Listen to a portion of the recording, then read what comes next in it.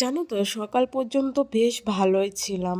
হঠাৎ করে এতটা শরীর খারাপ হয়ে যাবে আমি ভাবতেও পারিনি। মাথা এত পরিমাণে ভারী হয়ে রয়েছে, মনে হচ্ছে কেউ 1 কুইন্টাল হয়তো মাথার উপরে চাপিয়ে দিয়েছে, সঙ্গে ঠান্ডা আরো হালকা জ্বর। জানি না হঠাৎ করে এরকমটা কেন হলো। দেখো আমি এই অবস্থাতেই কিন্তু ভিডিওটাই এডিট করছি, কারণ আমি তোমাদেরকে অনেক ভালোবাসি, তোমরাও আমার ভিডিও দেখতে ভালোবাসো, সেই জন্য তোমাদেরকে ভিডিও না দিয়ে থাকতে পারি না। আগে তোমাদের দাদা ভাইয়ের এত শরীরটা খারাপ ছিল, ও একটু ঠিক হয়েছে, তারপর দেখো আমি পড়ে গেছি বিছানায়। এই অবস্থাতেই আমি রান্না বান্না করেছিলাম, ও বারণ করেছিল, বলেছিল তোমার জন্য একটু আলু সিদ্ধ ভাত করে নিও, আমি গিয়ে সবজি করে নেব। কিন্তু সারাদিন ও হাড় ভাঙা পরিশ্রম করে আসবে, এসে রান্না করবে, তারপর খাবে, আর আমি এটা কি করে দেখবো বলো। সেই জন্য বেশি কিছু রান্না করতে পারিনি, শুধু ডিমের ঝোল করেছিলাম। মাথায় ভীষণ যন্ত্রণা হচ্ছিল, সেই জন্য তোমাদের দাদা ভাই হচ্ছে একটু বাম লাগিয়ে দিল। বলতে পারো বাম নেওয়ার পরেও মাথা যন্ত্রণা একটু কমেনি, সেই রকমই রয়ে গেছে। শরীর খারাপ তো কারোর বলে কয়ে আসে না, ভগবান তাড়াতাড়ি আমাকে সুস্থ করে